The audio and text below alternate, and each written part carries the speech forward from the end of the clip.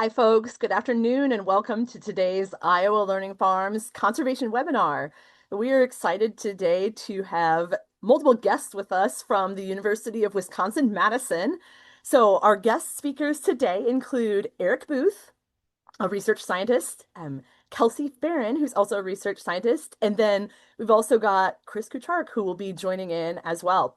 So this crew, we're excited to learn from them about their FEWscapes project. So today's webinar will dive into aspirational pathways for food, energy, water, and ecosystem security in the upper Mississippi River Basin to the year 2050. So just a couple additional housekeeping notes as we get rolling with the webinar here today. As the webinar is progressing, we'll have about a 25-minute presentation, but please go ahead and submit any questions that you might have for our University of Wisconsin friends. Submit those in the chat. And then we will have time at the end of the presentation. I'll pose those questions to our presenters and we'll have some time for dialogue then. But go ahead and submit any questions in the chat as we go, and we'll take it from there. So appreciate y'all being here today. And with that, I'm going to turn it over to Eric and Kelsie.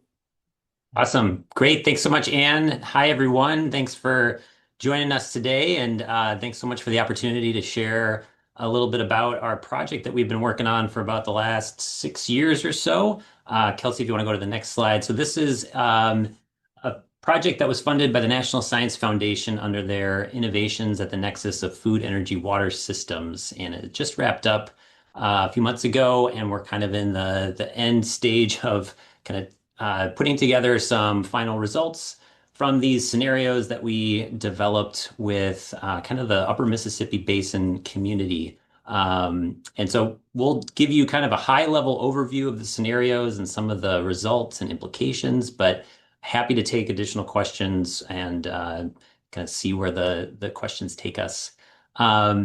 So just at the outset, like these are scenarios out to the year 2050, as you can see. And we are kind of hoping to get people in a different headspace than maybe they're used to being in. I know there's a tremendous amount of uncertainty right now across the world and specifically in agriculture. And so I just invite people to kind of zoom out for a second and think kind of broadly around what the year 2050 could potentially look like. And specifically, what do we want it to look like? And how do we work towards kind of those positive futures that we might be imagining? So next slide.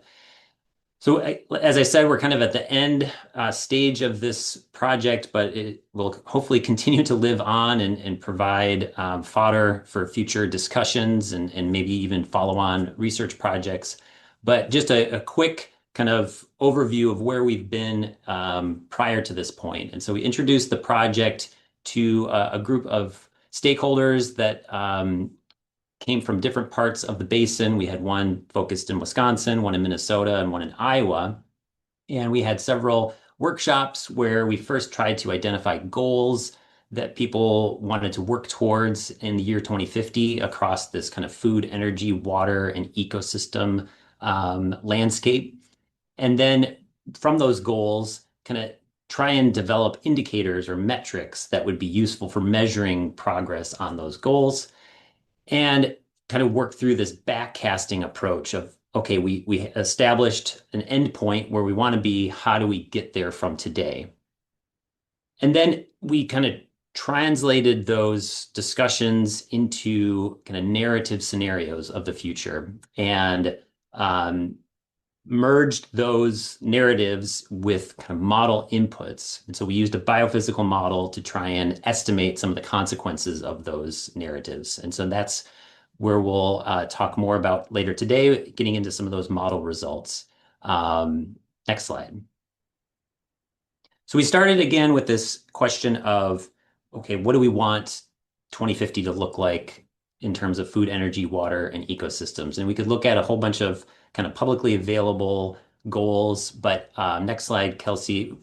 There was certainly a lot of interest in our workshops in achieving water quality goals. And there's stated goals for the Upper Mississippi Basin and the broader Mississippi River Basin. And so we kind of use those as signposts. And then there's kind of a general consensus that decarbonizing the economy was essential to meet climate mitigation targets, and a lot of interest in kind of growing use of renewable energy and electrifying the economy. So we try to integrate some of those perspectives, but less clarity and consensus on kind of food and ecosystem goals. A lot of different perspectives that, again, we tried to represent as best as we could in some of these different scenarios. So there are a lot of different ways of doing scenarios, and our flavor is what we would call kind of normative or aspirational scenarios, and asking this question of what should be done to accomplish certain stated goals. Um, and again, these were sourced from a wide range of perspectives. We tried to engage with people that were working in this kind of food, land, climate space in the Upper Mississippi Basin, and did that over several workshops. But important to acknowledge, like, this does not range across the space of all possible futures. And we certainly didn't get into kind of stress testing different futures. Like, this was really looking at positive futures for how could we accomplish certain goals. Another important aspect of the project was this kind of equal weight given to narratives and to models, and really trying to connect those two together to paint kind of a really rich, integrated view of the future that people could engage with and understand better.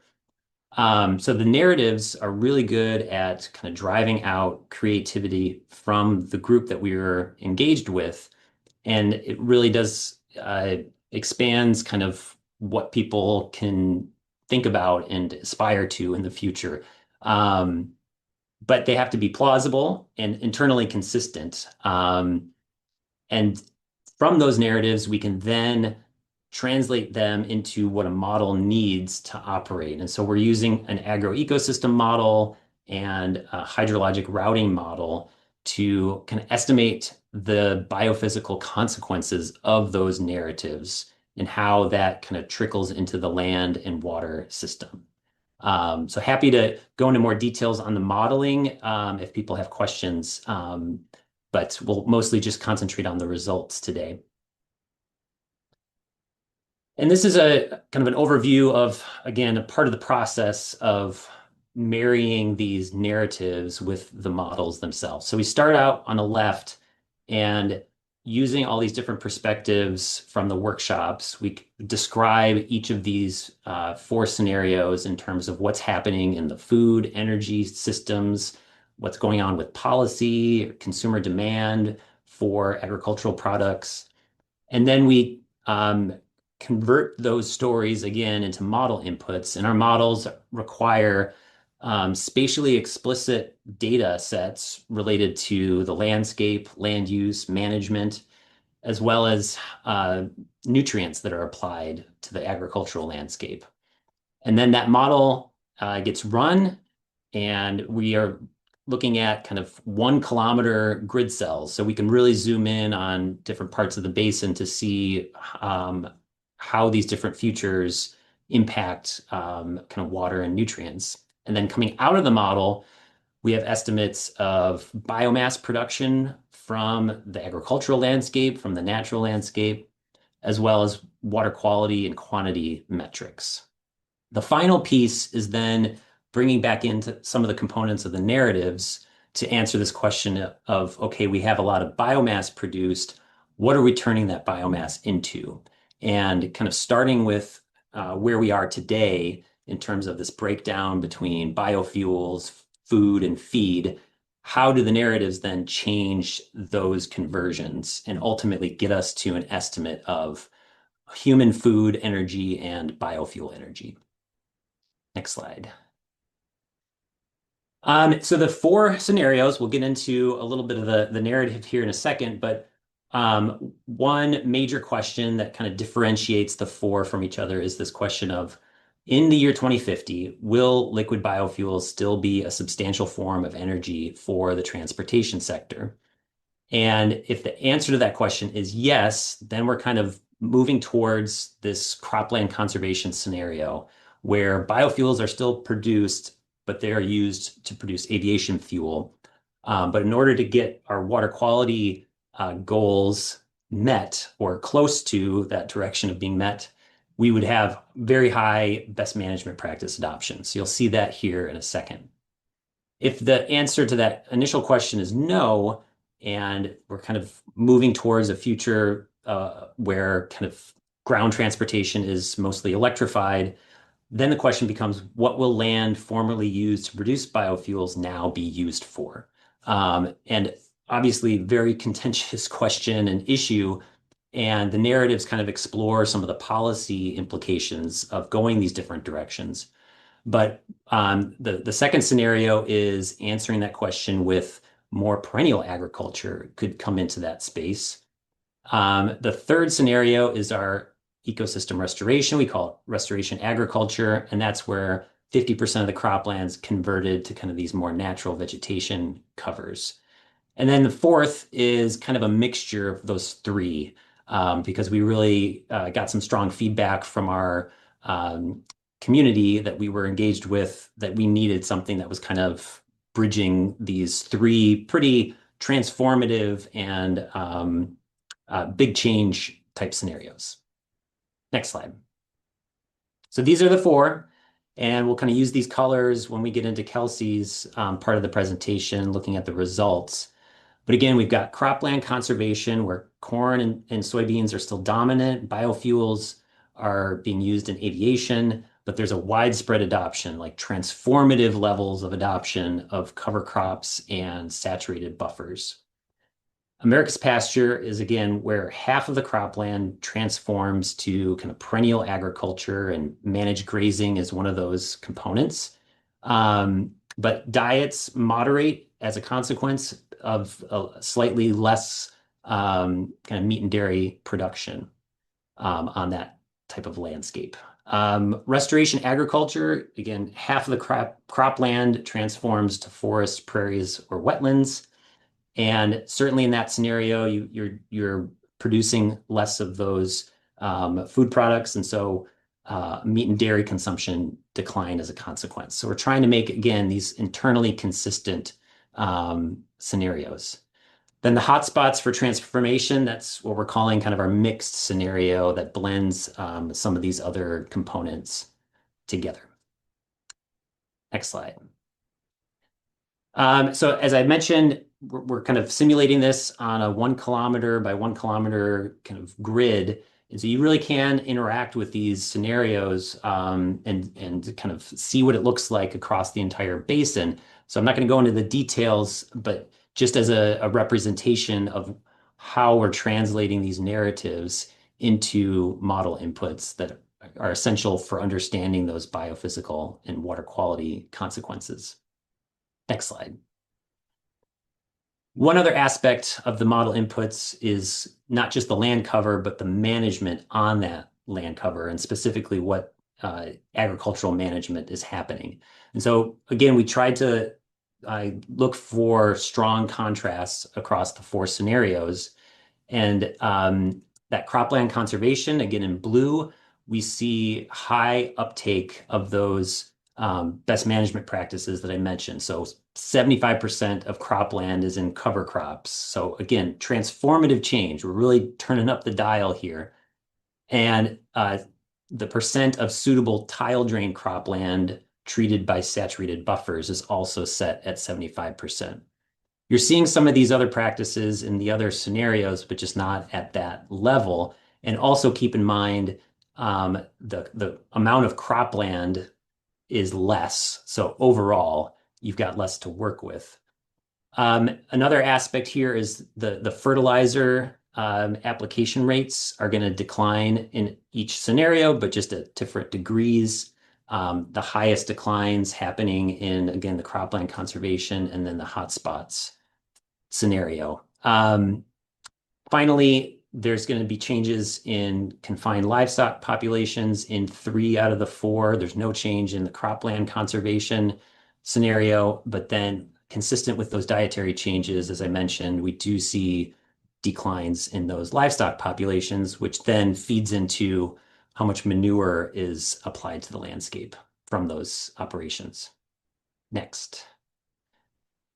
So these are big changes. We're not kind of putting them into the model as a step change. We are slowly transitioning between 25 and 45, which still, and I think a lot of people would interpret as very fast, especially with these big changes. But just so everybody's clear, there is kind of a run up to these changes being fully in effect in 2045. Next slide. So then the last piece of the inputs, and I'll hand it over to Kelsie to start digging into the results, is the climate. And so there's a lot of different ways to integrate climate into these types of analyses, and we really leaned on available climate projections. And we ended up with 6 different kind of model and emissions scenarios. And we're just going to highlight 2 ends of this kind of temperature and moisture space. So we have a warm and wet scenario and a dry and hot scenario, just to kind of look at what is the range of different climates that may potentially be happening in the basin in 2050. And they do kind of vary spatially as well, which adds another layer of complexity. All right, so now I'll hand it over to Kelsie for the model results and implications. Thanks, Eric. All right, so next we're going to dive into the food, energy, water, and ecosystems results. And each of these slides is going to have a set of figures like so on the right. And I'm just going to walk through these real quick so you know what's going on. The top figure is for the wet, warm future climate projection, and the bottom is for the dry, hot. And this is separated by the 4 different scenarios that Eric just walked us through. So we have cropland conservation on the left, America's pasture, restoration agriculture, and then hotspots for transformation. And then within this will be air bars. Here is food energy. And so this is showing the percent increase or decrease, as in the dry hot, in the future relative to the baseline.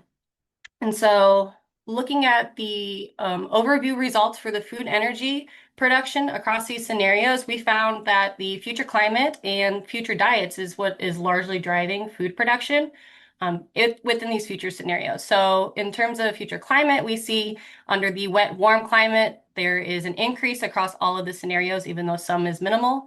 And this is just a more favorable climate, while we see reductions in food energy under the dry, hot climate. So, for instance, droughts will likely be triggering that. So additionally, with the food and diet production portion of things, we found that the scenario that had the greatest conversion from cropland to grazed livestock and shifts to plant-based diets per se is the America's pasture. And this is the only scenario that had the greatest increase under the wet warm and the least amount of decrease under this dry hot climate. And so this is scenario was a little more resilient than the others moving into the future.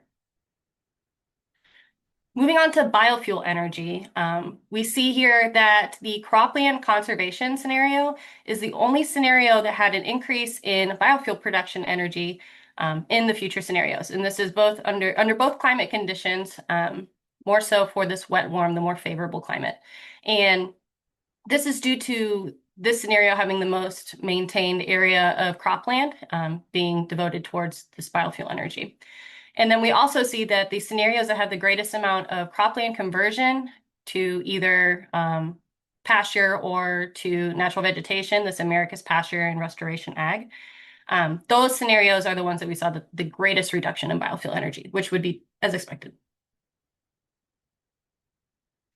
Okay, next I'm going to move on to water quantity. And now we have 2 different bars here. So these are showing 2 different metrics. And the green is going to be drought frequency, and this yellow-orange is going to be flood frequency. And these results are using our agroecosystem model, grid cell level, and then funneling that in through a hydrologic routing model in which we're able to see stream flow at the outlet of the upper Mississippi River Basin. So this is near Grafton, Illinois. And so 2 main findings that we see here is that depending on your climate, for instance, under the wet, warm climate, when it's more wet, we're likely to see increases in flooding frequency and reductions in drought frequency. And then the opposite for the dry, hot climate, in which we see increases in drought and reductions in flood. as one might expect. And another finding that we saw is that the land use actually did not significantly alter the flooding and drought frequencies across these scenarios. And this is due to a model limitation within our agro-IBIS model. Agro-IBIS is not very sensitive to changes in surface runoff between land use types. And then this effect is then further dampened as we're simulating the gridded output from agro-IBIS, our agro-ecosystem model, downstream through our hydrology model and looking at a single grid point at the outlet of the basin. Okay, next we're moving on to water quality. And there are 4 metrics here. Green is nitrate concentration at the root zone of the plants. The yellow-orange is nitrogen leached at the root zone. The blue is phosphorus runoff, and then we have gray, which is sediment loss. And there's quite a few findings here that I'll walk you guys through. The first one is that the dry hot climate is the climate that had the greatest amount of nitrogen loss reduction. One might expect this if we have less precipitation, less water moving through the soil profile, there's less likely to be nitrogen as lost throughout the soil into the waterways. And then we also found that this cropland conservation scenario was the only scenario that had a reduction in the wet warm and the greatest amount of reduction under the dry hot. This is due to this scenario having the greatest amount of cover crop insaturated buffered adoptions across the landscape, and this had this most significant change in terms of reducing nitrogen loss. On the other scale, when we're talking about phosphorus runoff, the restoration agriculture scenario is the only scenario in which we see reductions in phosphorus. And so this is under both climate conditions. Otherwise, we do see that there are slight increases, if not more significant increases in phosphorus, depending on the scenario. And under this restoration agriculture scenario, this is the one in which cropland and grazing, so pasture land, is reduced by 50% and is converted to this more natural vegetation. So by doing so, we're removing potential phosphorus inputs to the land and actually being able to deplete this legacy phosphorus on the landscape. And then lastly, we have sediment reduction, which is the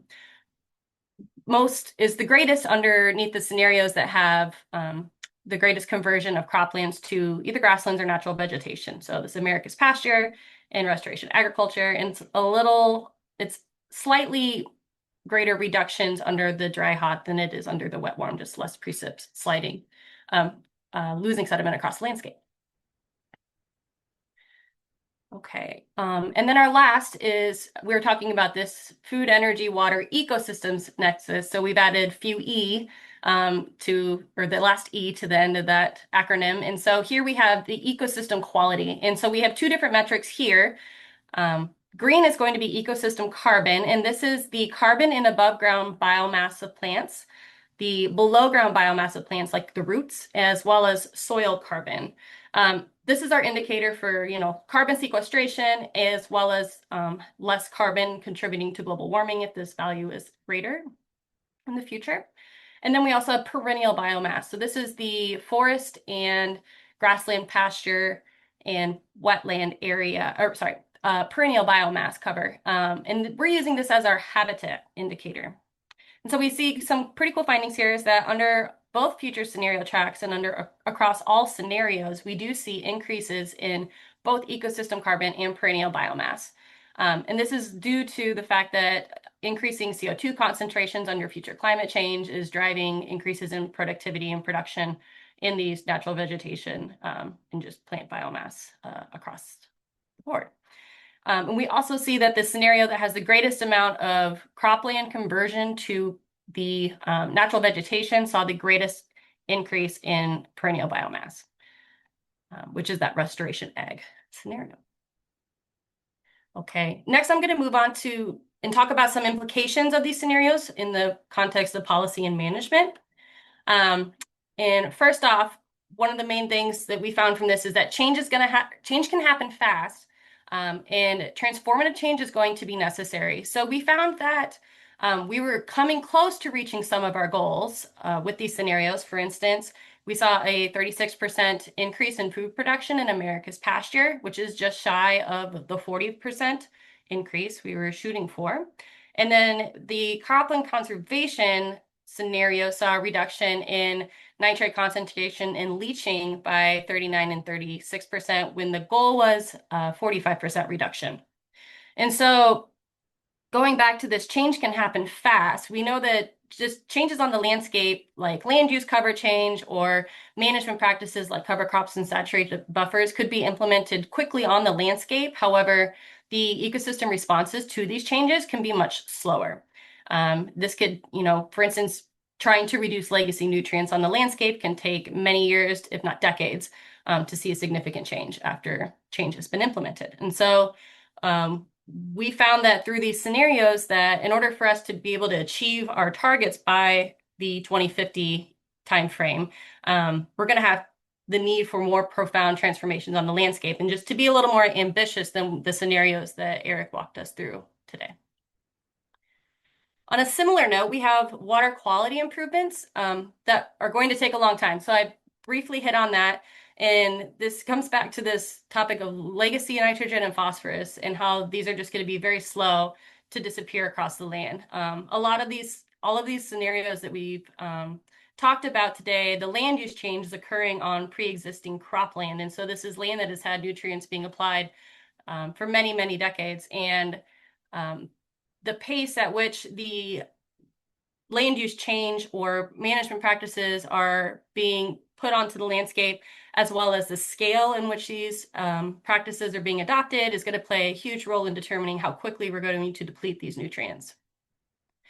And so this really is like showing a call for action that we need a more diverse and aggressive strategy in order to get these nutrient levels down to our 45% reduction goal. Okay, our third implication is that we found from the study is that the dietary choices are ultimately going to dictate what the future food production is. And we see this with throughout our results in that changing diets is connected to what's happening on the landscape. If we compare two scenarios, for instance, restoration agriculture, which has less agriculture and less meat and dairy consumption, so therefore less food production, or the food production is then mostly unchanged into the future.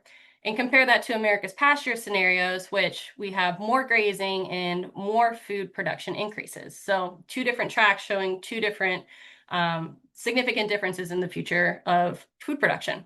We also found that, under more extreme climates, for instance, the scenario that is the hot and dry, so more likely to have drought or heat stress, this can make it much harder to achieve our food goals. Okay, our fourth implication is that sustaining biofuel energy will mean trade-offs for food, water, and ecosystems. And so the two scenarios that have increases in ethanol production due to aviation fuel demand is the cropland conservation and hotspots for transformation. And in the cropland conservation scenario specifically, we did see that there was a significant increase in biofuel production. However, the food production, sediment loss, phosphorus runoff, and perennial biomass were hit harder than the other scenarios. And so another thing, going back to the same topic of the hot, dry, these more extreme climates is still going to have negative implications for biofuel production. And then to end on a more positive note, we did see that all of these scenarios had improvements in habitat regardless of the climate. So this is, promising to see that habitat and ecosystem quality could improve under future scenarios like what we have proposed here today. And just to recap again, the perennial biomass, this is including, prairies, forests, wetlands, and this increase is likely driven due to, increases in CO2 concentration in the atmosphere under future global warming. And so with that, I just want to briefly talk about what our next steps as a group are. And we are currently working on like a white paper report scenario or report that we are going to be sharing hopefully soon. And this is basically showing the findings that we have on the website, but more in a PDF version that could be more usable and reader friendly to other groups. We've been going around and presenting to different groups. We just met with our stakeholders last week, presenting at the Iowa Learning Farms, which is a great opportunity to be a part of. And then we also will be talking, for instance, with the Hypoxia Task Force Coordinating Committee next week. And then Eric and I and some others in our group are working on some peer-reviewed journal articles that are diving into these results and these scenarios just a little bit deeper. And so we also will be making this data publicly available. And so if this is something that interests you or something that you would like to work on or collaborate as a group, please feel free to reach out to us, as we're really interesting to see what others might be interested in using this data for.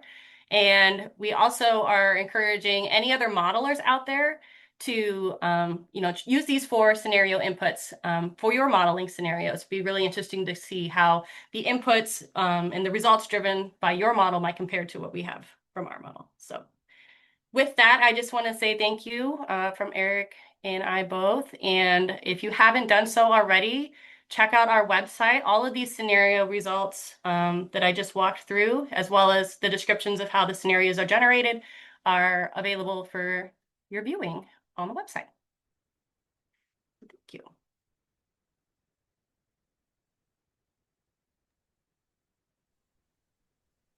Thank you all for helping us take a step back and look at the big picture. This is a lot to wrap our heads around. We've got a lot of questions coming in, so we're going to dive in right away. I've had several questions related to the restoration agriculture scenario. Can you refresh us on what that scenario entails? Does it involve agricultural production? What kind of crops? Walk us through what that scenario involves. Yeah, happy to. Sorry, kind of raced through a lot of details, so appreciate the time to clarify some things. So, restoration agriculture is the scenario where 50% of the existing cropland is converted to kind of a natural vegetation, whether it's forest or prairie or wetland, kind of based on what's the dominant natural cover nearby.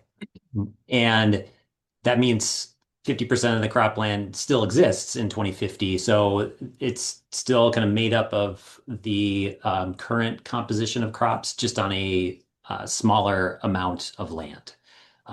So used for similar purposes, but just 50% less land. So yeah, still agriculture in that scenario. But that one, we really kind of turned up the dial on the dietary change to kind of reflect that idea that we're just not producing as much because we don't have as much of that agricultural landscape available. Sounds good. And I got ahead of myself. We've got a few additional housekeeping slides. Yeah, sure. I can help advance those. I'll cover those, and then we'll get back to our questions. So Oh, good. wanted to give a big shout out and thank you, first of all, to some key partners that helped to make the Iowa Learning Farms Conservation Webinar Series possible each week, every Wednesday, year in and year out, week in and week out. So a big thank you to the Iowa Department of Agriculture and Land Stewardship, the Iowa Department of Natural Resources through EPA Section 319 Clean Water Act dollars there.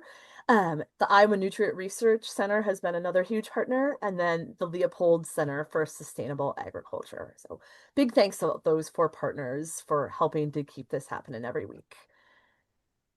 If you watched today's webinar for a continuing education unit, please send an email today by 5 o'clock to Alena Whitaker. That's ALENAW at iastate.edu with your information. So your name, the name that you entered to watch the webinar, if different, and then your CCA number. We'll verify that against the Zoom webinar attendance records and get that submitted to the CCA board on your behalf. So please send that in by 5 o'clock today for CCA credits. All right, if you watched today's webinar live, we're also inviting you to fill out this voluntary demographic survey. This is for USDA funded programs. USDA asks that this be completed once for any 2026 programs. So if you've already done it for another 2026 webinar that you've watched with us, thank you. We really appreciate it. If you have not, we'd appreciate you taking a couple minutes of your time to do so. You are welcome to scan that QR code on your screen right now. Or if you'd prefer to type the URL in to fill it out that way, you can find the survey directly at iowalearningfarms.org/survey. So that's iowalearningfarms.org/survey. All right. Quick preview of next week. So next Wednesday, June 10th at noon, we will be welcoming Michael Killewald with Iowa State University, and we're going to get an exciting dive into agrivoltaics. So the integration of solar and agricultural production. So that promises to definitely be an exciting presentation. So next Wednesday, June 10th at noon. You all know the routine. All right, and I think this is my last housekeeping slide here. So just a friendly reminder that today's webinar is recorded. All of our webinars are recorded and archived, so you can find those on the Iowa Learning Farms website. You'll find those at iowalearningfarms.org/webinars. That'll take you to the direct recordings there. Or you're definitely also welcome to check them out on YouTube. So our YouTube channel for webinars specifically is at IA Learning Farms-webinars. That's a handy option if you're particularly looking to search by date or by topic playlists. So if you're looking for webinars on certain themes, that's an awesome option there as well. Okay, I think I've covered all of my slides now, so I want to turn it back over to our friends from Wisconsin because we do have a ton of questions that have come in. So let's dive in. I know we started talking a little bit about the restoration agriculture scenario, and I did want to follow up on that one. There was also another question related to the restoration agriculture scenario of, can you explain how that scenario reduced phosphorus export or loss, and why that was the only one of the scenarios that did? Mhm. Yeah, I can take that. So with that restoration agriculture scenario, this was the scenario, like Eric said, there's a 50% reduction in cropland that's being converted to natural vegetation. So this is going to be like your forested areas or any type of prairie that's unmanaged. And so this is the only scenario in which we are reducing potential phosphorus inputs to the landscape. And so by reducing phosphorus inputs by, for instance, removing cropland or removing pasture and prairie as an option in the future, this is, removing inputs, therefore helping to reduce outputs. This was the only scenario that saw a significant reduction. And if, for instance, if you compare this to the perennial agriculture, or sorry, the pasture, I'm blanking on the name there. Okay, America's pasture land. Thank you. If you compare this to the America's pasture land scenario, we have, for instance, 50% of cropland is being converted to pasture. And so, when you're grazing this type of pasture, having cattle on this land, this is also contributing to phosphorus inputs. So you're converting, one type of land use type that uses phosphorus inputs and switching it to another that also has phosphorus land use input. So we're contributing to the problem there still. And so it's not as significant as, for instance, the cropland conservation, which tends to have more phosphorus being applied in terms of the crops. And when we get into this hotspots for transformation scenario, it's a little bit of everything. And so it's kind of a mixed bag there with that. That's kind of the main mechanism as to why we're seeing that scenario is the only one with phosphorus reductions. Yeah, might just add real quick that the scenarios are still kind of slowly meeting or working up to that 2045 date where things are fully converted to their scenario, I guess. And so during that time, you still are seeing some phosphorus buildup in these soils, and so that legacy does kind of increase in the kind of the middle part of that time period. So it just makes it that much harder for you to see phosphorus reductions by 2050. But pushing out to like 2070, you do start to see those phosphorus numbers start to decline. So it's a kind of a time varying thing. Thank you. A couple questions diving into the model itself. Does your hydrologic model use soil survey data, or are you using actual field test results looking at like aggregate stability, infiltration, organic matter, et cetera? Yeah, great question. I can take that. Our soils data is leaning heavily on the USDA soil survey, that geographic database. It really is the only thing that's available. There's many different kind of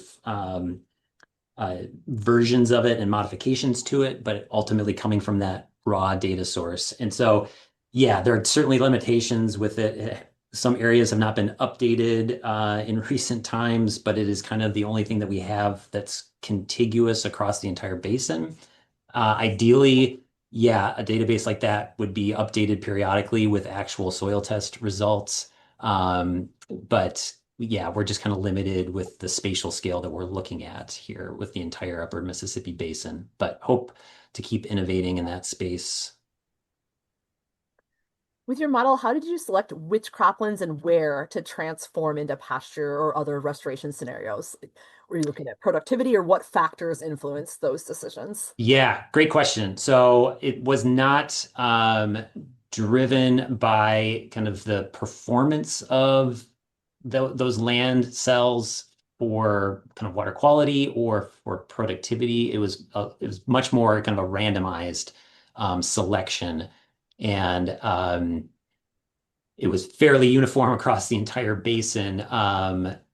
And yeah, there's a bunch of different ways that you could have done that. That was just the way that we chose to design these. So it was kind of done fairly uniformly across the entire basin because adding like more of like a spatial component, like more change happened here than there, would just introduce another dimension of kind of complexity and difficult to interpret the results. But I Right. guess I should make a plug. I guess Kelsie did a separate study kind of as part of this Infuse project and has a paper out that did look much more closely at this idea of targeting it to land cells based on their water quality performance. And so some of the hot spots were targeted with kind of natural vegetation conversion. And so I would encourage people to look at that.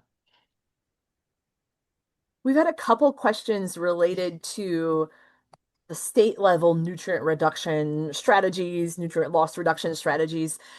How has your modeling factored in, results of those programs thus far?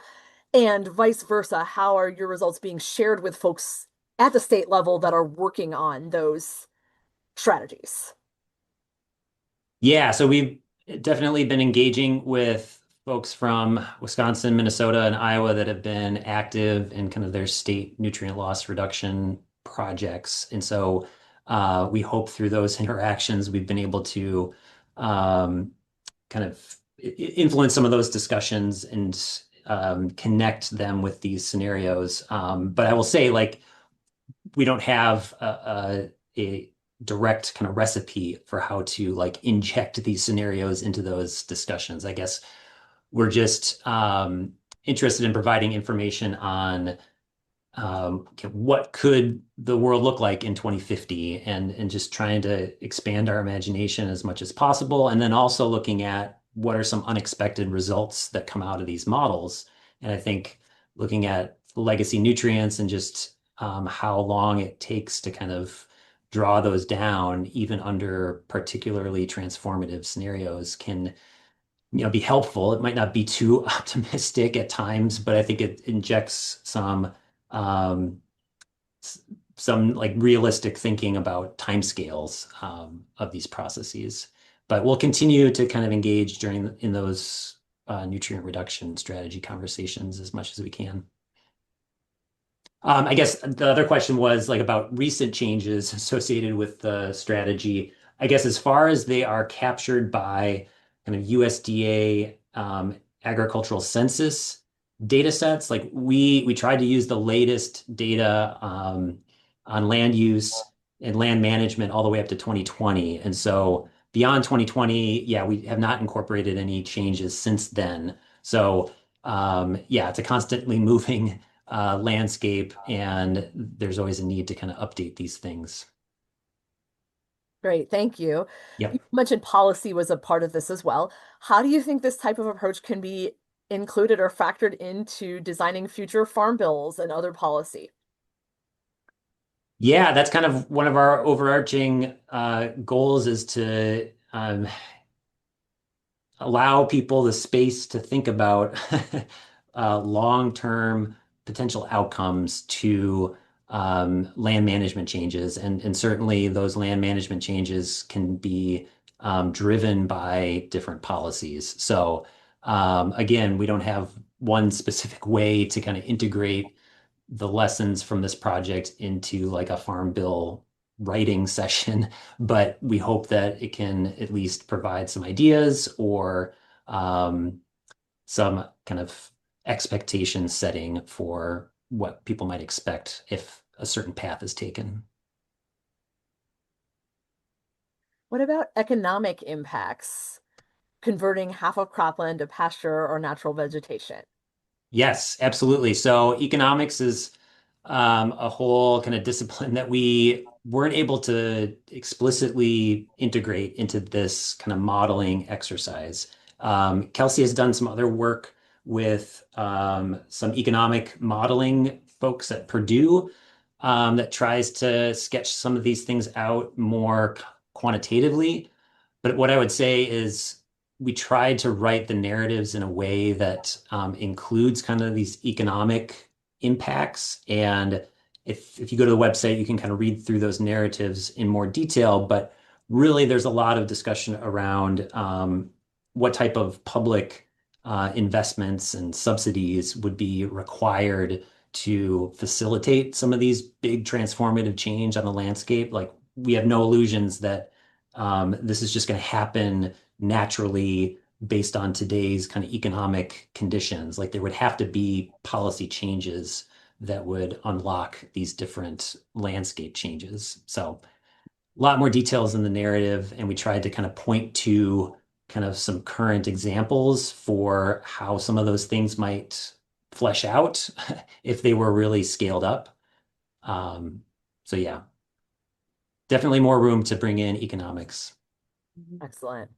Um, Kelsie, a quick question for you. We had a request for sharing out the link to the paper. Would you be able to share that with me and then I can get that posted out to everybody for folks that want to dive in there into more details? Yeah, absolutely. That'd be great. Okay. Um, for all of you, what do you see as the biggest challenges in scaling digital agriculture solutions from experimental studies to regional or national level applications? Chris, you want to take that one? Sure. I think some of the struggles that we know are that often some of the practices at the smaller scales don't often scale or translate to larger scale impacts.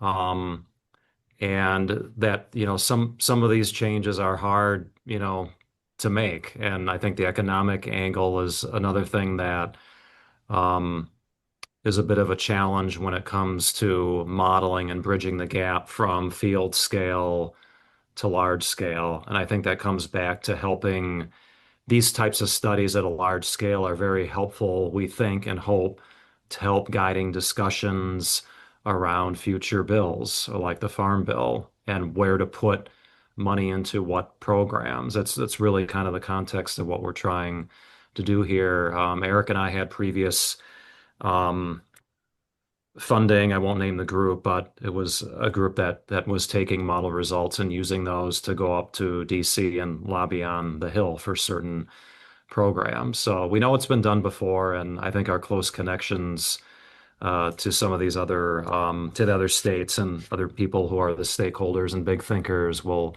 go a long way. But admittedly, it's kind of a leap of faith sometimes in going from that small scale to this scale. But this is cutting edge if if people want to buy into the type of modeling that we're trying to do here. Thanks.